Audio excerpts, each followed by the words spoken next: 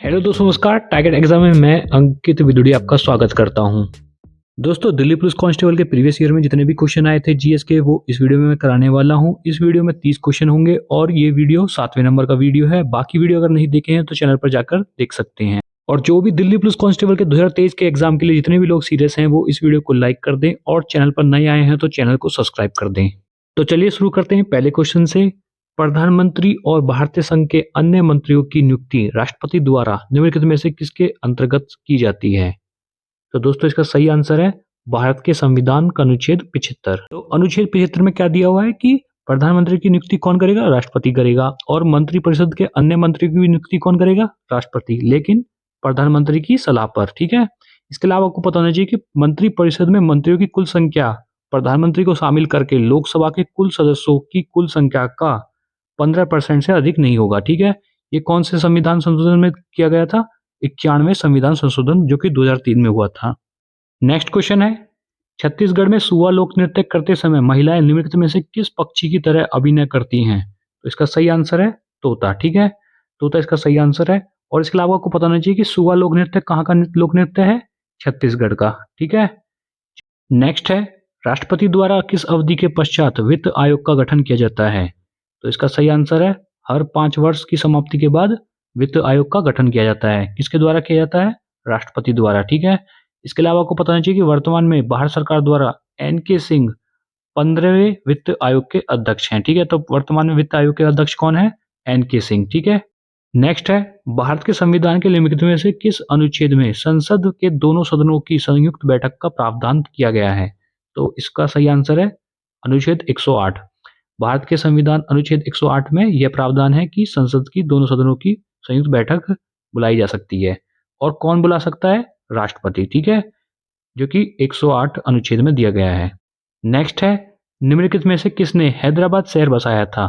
तो इसका सही आंसर है मोहम्मद कुली कुतुब शाह। ठीक है, मोहम्मद कुली कुतुब शाह ने हैदराबाद शहर बसाया था। और आपको पता होना चाहिए कि तेलंगाना की राजधानी भी क्या है? हैदराबाद। और आपको यह भी पता होना चाहिए कि हैदराबाद का पुराना नाम क्या था? गोलकुंडा। नेक्स्ट है, संगीतकार सिक्किल माला चंद्रशेखर का संबंध निम्नलिखित में से किस वाद्य यंत्र से है? तो इनका संबंध है बांसुरी से। ठीक है, किसका संबंध है? स्किल माला चंद्रशेखर का संबंध किससे है? बांसुरी से। नेक्स्ट है, the art of living a guide to contentment joy and fulfillment पुस्तक के लेखक निम्नलिखित में से कौन है? तो द आर्ट ऑफ लिविंग पुस्तक के लेखक कौन है? दलाई लामा। नेक्स्ट है, 14वीं शताब्दी में मोरक्को यात्री इब्न बतूता किसके शासनकाल में भारत आया था? तो इसका सही आंसर है मोहम्मद बिन तुगलक। ठीक है, मोहम्मद बिन तुगलक के शासनकाल में इब्न बतूता आया था। ठीक है, और ये कहाँ का था? मोरक्को का था। कब आया था ये? अगर एग्जैक्ट डेट की बात करी जाए, एग्जैक्ट ईयर की बात करी जाए तो 1333 में आया था। लगभग 1333 में ये आया था भारत। नेक्स्ट क्वेश्चन है, 16वीं शताब्दी में किस भारतीय शासक ने चांदी का सिक्का जारी किया और इसे नाम दिया रुपया? तो इसका सही आंसर है शेरशाह सूरी। ठीक है, शेरशाह सूरी ने जो है चांदी का सिक्का जारी किया था और इसका नाम रखा था रुपया। और इसके अलावा शेरशाह सूरी से क्या क्वेश्चन बन सकता है? शेरशाह सूरी ने किस युद्ध में हुमायूं को पराजित किया था? तो हुमायूं को पराजित किया था चौसा के युद्ध में और कन्नौज के युद्ध में। चौसा का युद्ध कब हुआ था? 1539 में। और कन्नौज का युद्ध, जिसको बलग्राम का युद्ध भी कह देते हैं, वो हुआ था 1540 में। और आपको ये भी पता होना चाहिए कि भारत में जीटी रोड का निर्माण सर्वप्रथम किसने करवाया था? ये करवाया था शेरशाह सूरी ने। ठीक है, तो शेरशाह सूरी ने सबसे पहले भारत में जीटी रोड का निर्माण करवाया था। और ये रोड कहाँ से कहाँ तक था? ये था पंजाब से पश्चिम बंगाल यानी पूर्व बंगाल तक। ठीक है, इसके अलावा आपको पता होना चाहिए कि शेरशाह का मकबरा कहाँ पर है? तो शेरशाह का मकबरा है सासाराम, बिहार में। नेक्स्ट क्वेश्चन है, निम्नलिखित में से कौन सी रेखा भारतीय मुख्य भूमि से होकर गुजरती है? तो इनमें से जो है कर्क रेखा है। कर्क रेखा जो दूसरी वाली है वो भारतीय भूमि से होकर गुजरती है। आप देख सकते हैं फिगर में। ठीक है, ये भारत भारत है। और ये जा रही है, ये जो वाली लाइन जा रही है, ये जो है आपकी कर्क रेखा, जिसको इंग्लिश में बोल देते हैं ट्रॉपिक ऑफ कैंसर। इसके अलावा इक्वेटर होती है, जिसको भूमध्य रेखा बोल देते हैं। और ट्रॉपिक ऑफ कैप्रिकॉर्न को बोलते हैं कर्क रेखा। तो भारत से गुजरने वाली कौन सी रेखा है? ट्रॉपिक ऑफ कैंसर यानी कर्क रेखा। नेक्स्ट है, भारत में वस्तु एवं सेवा कर यानी GST, goods and service tax की सर्वोच्च दर कितनी है? तो सबसे ज़्यादा दर सबसे ज़्यादा रेट कितना है? 28% है। 4 प्रकार की दरें होती हैं जीएसटी में। एक होती है 5%, 12%, 18% और 28%। नेक्स्ट क्वेश्चन है, विद्युत वाहक बल यानी इलेक्ट्रोमोटिव फोर्स को मापने के लिए निम्नलिखित में से किस उपकरण का उपयोग किया जाता है? तो इसका सही आंसर है पोटेंशियोमीटर। ठीक है, पोटेंशियोमीटर का यूज किसके लिए करते हैं, किसको मापने के लिए यूज करते हैं? विद्युत वाहक बल यानी इलेक्ट्रोमोटिव फोर्स। नेक्स्ट क्वेश्चन है, प्राचीन भारत में वाकाटक राजवंश की स्थापना किसने की थी? तो इसका सही आंसर है विंध्य शक्ति। ठीक है, विंध्य शक्ति ने वाकाटक राजवंश की स्थापना की थी। कब की थी? 255 ईस्वी में वाकाटक राजवंश की स्थापना हुई थी। किसने की थी? विंध्य शक्ति ने। इसके अलावा आपको पता होना चाहिए कि इस वंश का सबसे प्रसिद्ध शासक कौन था? प्रवरसेन प्रथम। नेक्स्ट है, किसी राज्य का राज्यपाल किसके प्रसाद पर्यंत पर अपना पद धारण करता है? तो इसका सही आंसर है भारत के राष्ट्रपति। ठीक है, भारत के राष्ट्रपति के प्रसाद पर्यंत पर अपना पद राज्यपाल धारण करता है। ठीक है, और ये किस अनुच्छेद में दिया गया है? अनुच्छेद 156 में। क्या दिया गया है कि राज्यपाल का कार्यकाल सामान्य तौर पर कितने वर्ष का होता है? 5 वर्ष का होता है, पर वह राष्ट्रपति के प्रसाद पर्यंत पर पद धारण करता है, यानी जब चाहे राष्ट्रपति उसको हटा सकता है। और इसके अलावा आपको पता होना चाहिए कि भारत के संविधान में राज्यपाल को उसके पद से हटाने के लिए कोई भी प्रक्रिया का भारतीय संविधान में उल्लेख नहीं है। नेक्स्ट है, राष्ट्रमंडल खेलों के 2018 का संस्करण की मेजबानी किसने की थी? तो इसका सही आंसर है ऑस्ट्रेलिया। ठीक है, तो राष्ट्रमंडल खेल आपको पता होगा कॉमनवेल्थ गेम्स कहते हैं जिसको, उसका 2018 का संस्करण कहाँ पर हुआ था? ऑस्ट्रेलिया में। अगर एग्जैक्ट शहर की बात करी जाए तो ऑस्ट्रेलिया के गोल्ड कोस्ट शहर में हुआ था। और इसके अलावा 2022 का जो कॉमनवेल्थ गेम्स था वो कहाँ पर हुआ था? इंग्लैंड में हुआ था, बर्मिंघम शहर में। ठीक है, और आने वाला जो कॉमनवेल्थ गेम है जो 2026 का होगा वो कहाँ होगा? ऑस्ट्रेलिया में ही होगा। कहाँ पर? कौन से शहर में? ऑस्ट्रेलिया के विक्टोरिया शहर में। ठीक है, तो ये चीज़ें बहुत इंपॉर्टेंट है, ये आपको पता होना चाहिए। इसके अलावा आपको पता होना चाहिए कि 2010 वाला जो कॉमनवेल्थ गेम्स हुए थे वो कहाँ पर हुए थे? इंडिया में, दिल्ली में हुए थे। नेक्स्ट क्वेश्चन है, विजयनगर साम्राज्य और दक्कन सल्तनतों के बीच तालीकोटा की लड़ाई किस वर्ष लड़ी गई थी? तो इसका सही आंसर है 1565। ठीक है, 1565 में जो है तालीकोटा का युद्ध हुआ था, और किसके बीच हुआ था? विजयनगर साम्राज्य और दक्कन सल्तनतों के बीच।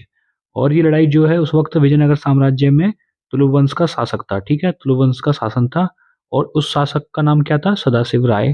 ठीक है, जो कि विजयनगर साम्राज्य का शासक था। और उस वक्त युद्ध के दौरान जो सेना का नेतृत्व कौन कर रहा था?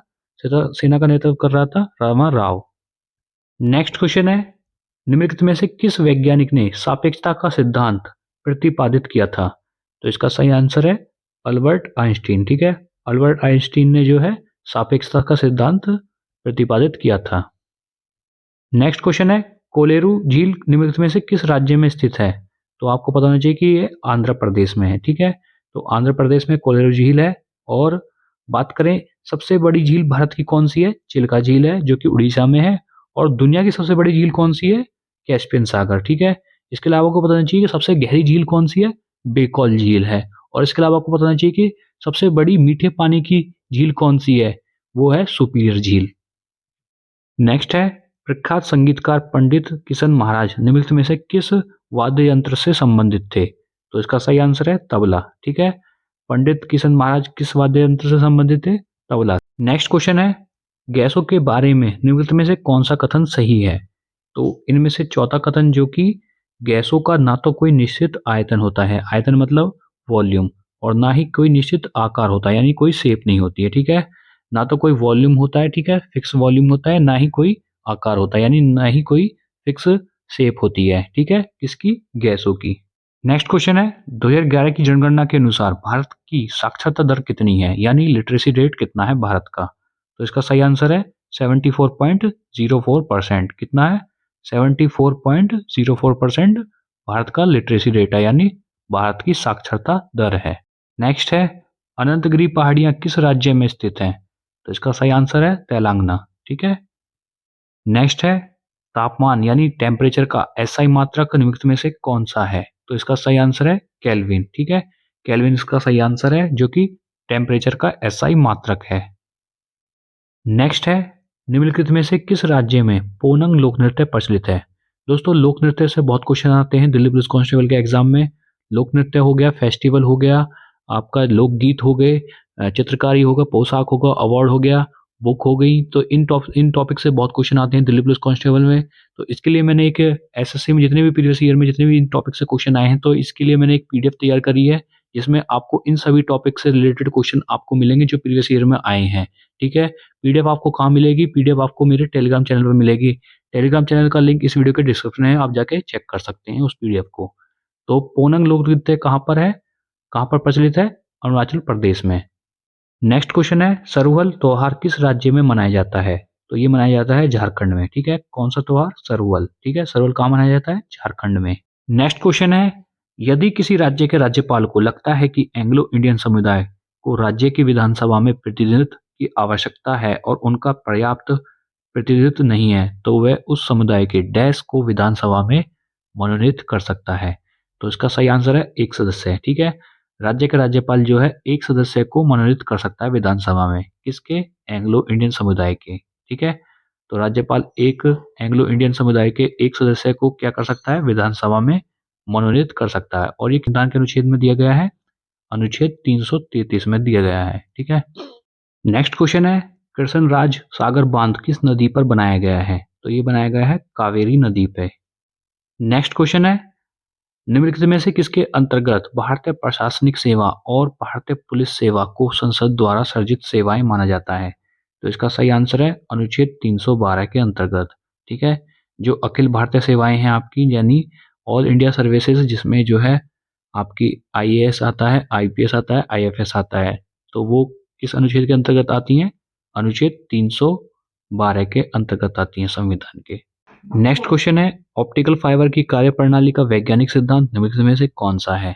तो इसका सही आंसर है प्रकाश का पूर्ण आंतरिक परावर्तन, यानी total internal reflection. Total internal reflection. ठीक है? ऑप्टिकल फाइबर किस कार्यप्रणाली पर काम करता है? प्रकाश की पूर्ण आंतरिक परावर्तन पर। और ऑप्टिकल फाइबर जो ज्यादातर जिसका यूज होता है वाईफाई के वायर में।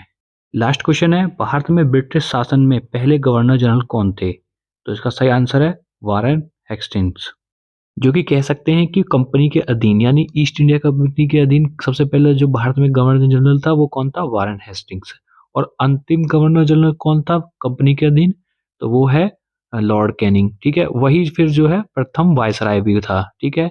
बाद में जो पद था गवर्नर जनरल का, वो जो है वायसराय में बदल गया था। ठीक है? तो प्रथम वायसराय कौन था? Lord Canning. ठीक है? और भारत का अंतिम वायसराय कौन था? लॉर्ड माउंटबेटन, जो कि भारत का अंतिम वायसराय था। ठीक है?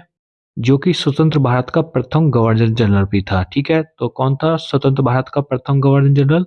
Lord Mountbatten. ठीक है? इसके अलावा स्वतंत्र भारत का प्रथम अंतिम भारतीय गवर्नर जनरल कौन था? चक्रवर्ती राजगोपालाचारी।